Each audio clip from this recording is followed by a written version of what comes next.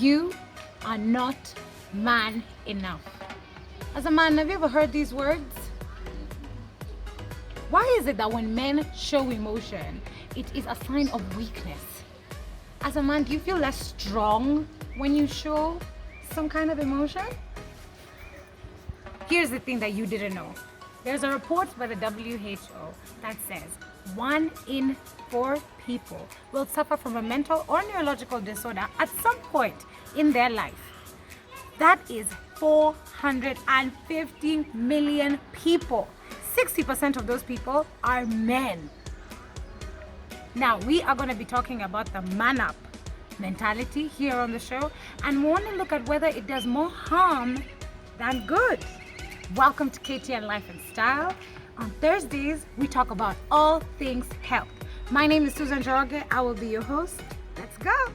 Yo, what's up? This is Shiva Bliss, and today I'm answering the question. This one comes especially from guys.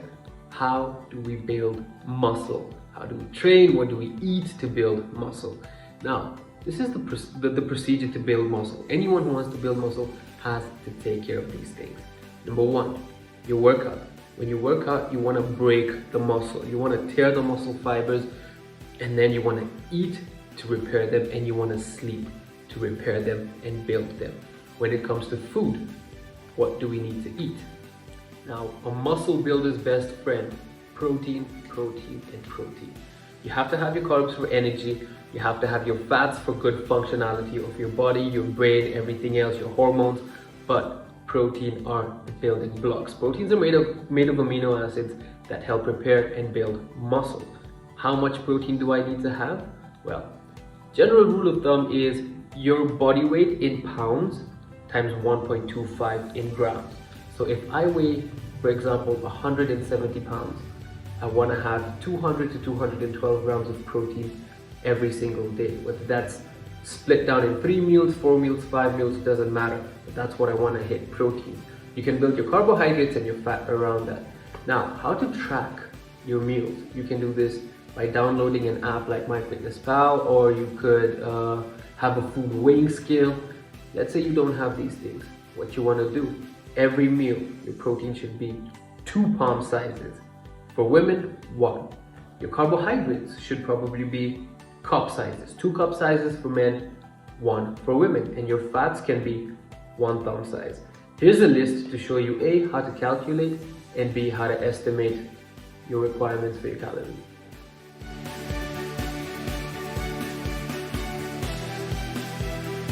Now you need to remember, when training, make sure your workout is specific to building muscle. The way to build muscle is to overload the muscle. Place more demand on the body than it's used to handling. The best way to do that? Progress. Every session, every week, progress. Whether that be lifting heavier weights, whether that be lifting more repetitions per exercise. Just make sure you're better this workout than you were last workout. You're better the next workout than you were this workout. So if this workout, let's say I could do 3 sets of 30 push-ups. Next session, I want to do 35, 40, 50, or at least I want to try get better. Or if let's say I'm squatting 50 kilos, I want to build my way up to 60, 70, 80. Of course, you want to be correct, you want to be safe, you want to maintain proper posture, but the idea is overload. We cannot overlook sleep. You build, like I said, you build and repair these muscles when you sleep and when you rest.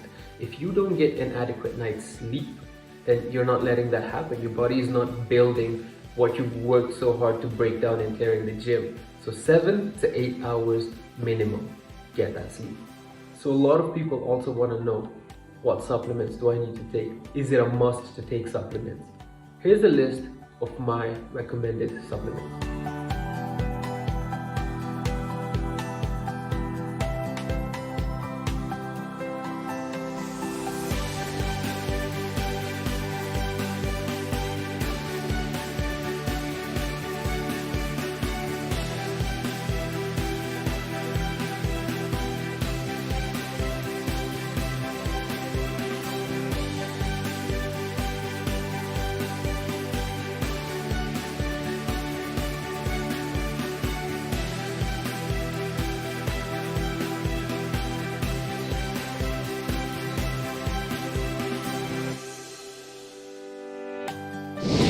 hope you are paying attention to Shiva Bliss.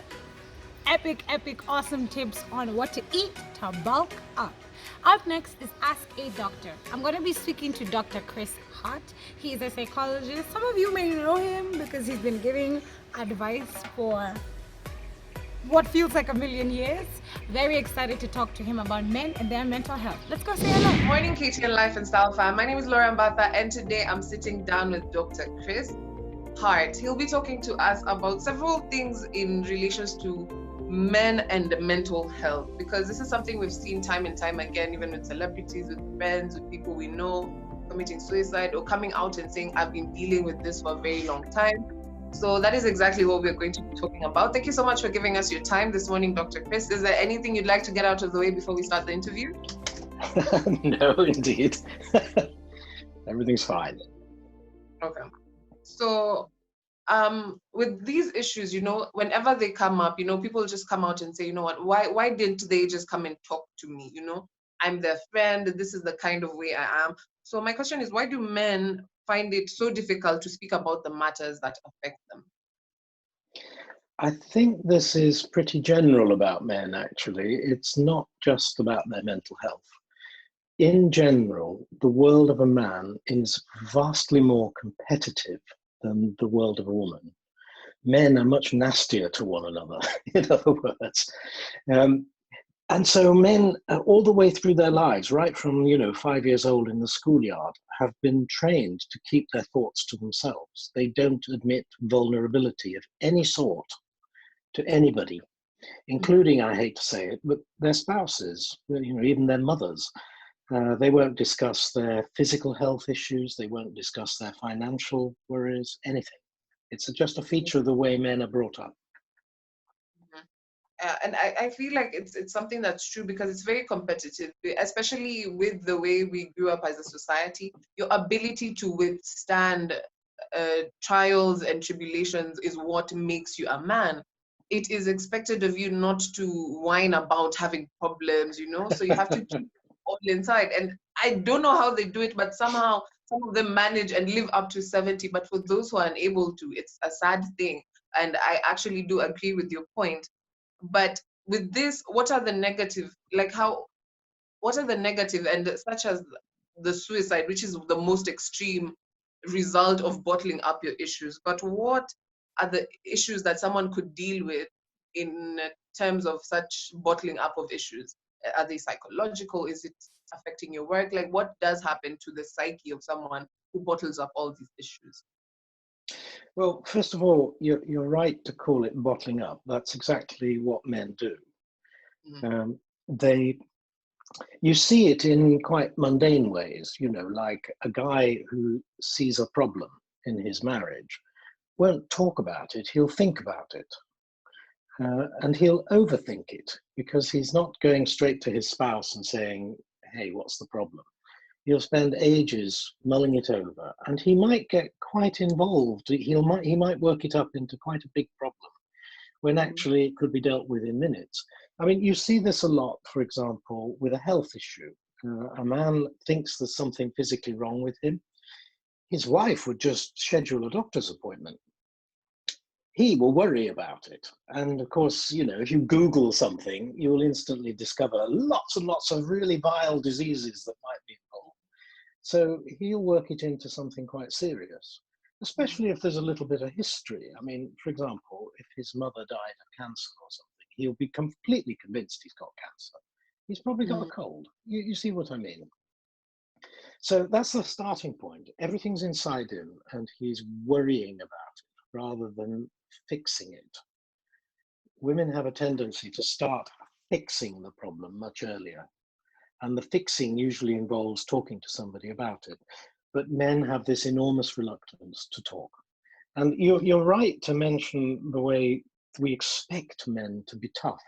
I mean, that starts with the tiniest children, If a toddler falls over, then mum will rush over and pick them up. Now, if it's a girl, they'll give them a great big cuddle and tell them to stop crying and not to do it again.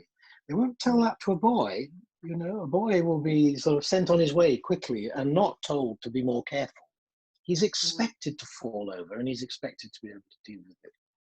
Mhm. So the whole of society expects men to be treated like that. In fact, it gets worse.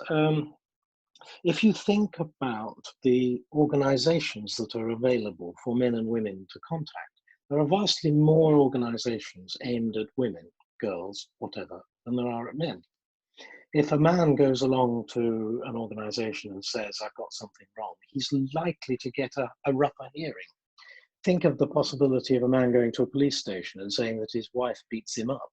I mean, we all laugh because the whole of society doesn't expect men to deal with things like that. So it's a deep-rooted problem. So instead of constantly telling men, talk about it, they say it's easier to fix the root of the problem that you see, but you don't really look at the root of the problem. And can we say the responsibility lies on us as upcoming parents? Because I don't want to say the damage is already done. Like, our men are of no use, the damage, they cannot be fixed. I mean, with all the available options such as therapy and all that, I mean, it can be reversed, not easily, but what do you think is the actual thing that can be done? Should us as upcoming parents who have already noticed that this is a bad trend, that this is something that's happening, change that, or is it something that can be fixed and it's easier to do it when he's an adult? All of those are things that we should do. We should bring up our children differently. We should expect, shall we say, we should expect both boys and girls to be tough, but we should also encourage them to talk and be more open. And we should try and get rid of this intense competitiveness between men. To a certain extent, it can't be changed because it's got very deep biological roots. And I hate to say this, women actually select tougher men. It's the tougher men who marry and have children.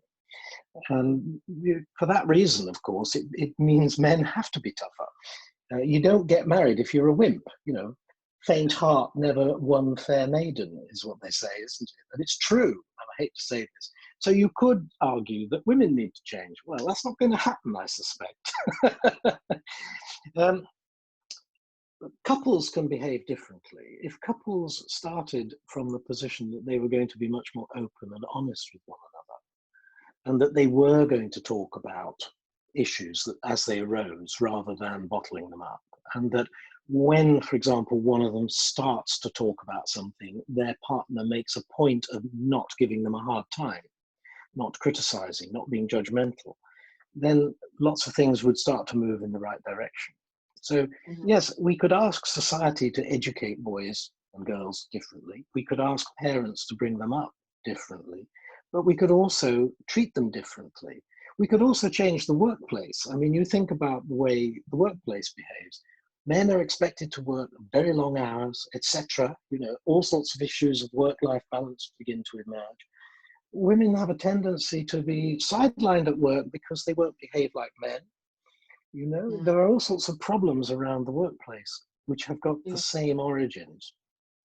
Yes, we should change the workplace. Maybe one of the good things that's going to come out of all these lockdowns is that people are working from home, and therefore there's a real possibility that people will be able to have a more flexible work life. And all of those sorts of things would move us in the right direction. Yeah. And for instance, like, doesn't enjoy conversating, he's a bit more laid back. What are my options as a man who wants to take charge and change my situation? I feel like I'm stressed out, but I'm not in a group of friends, I don't have anybody to talk to, I'm not comfortable taking professional help. Are there things that I can do, maybe like activities, just to maybe deal with it? Or is the best medicine just having, someone to understand? Because even when you talk to them, it doesn't fix your problem. So what are my options as someone who's not social? I think, unfortunately, your best options are to talk to someone. Your best option would have been to have married the right woman and had the right relationship with her and talk to her. If you can't manage to do that, if you haven't got a wife yet, for example, then probably professional help is the best option, because the beauty of professionals is that they've sworn an oath to keep confidentiality. And Yeah. so if you go and talk to someone, and think how much easier it is these days, you could talk to someone online, no one would know you were doing it. There are a lot of techniques that people can use to relieve, for example, stress, which is often a cause, the root cause of a lot of mental illness. I shouldn't call it mental illness. The sorts of things that people find themselves overwhelmed by in life often start with stress of some sort, life events and so on. It's very possible to deal with those, but there are techniques involved, and it's very difficult to learn them from books. It's very difficult to motivate yourself from a book or a website or something like that. So the starting point probably is to talk to a professional if you don't have a spouse and the right relationship with a spouse. There are lots of people you shouldn't talk to. I mean, I probably wouldn't talk to my friends because I'm afraid they probably would make fun of me, and they probably wouldn't forget either, and I'd hear about it for years. So I've got a lot of sympathy with the guy who doesn't talk, because it is hard these days. I'm afraid society's a bit unforgiving. And I'm not criticizing society, that's the way life is.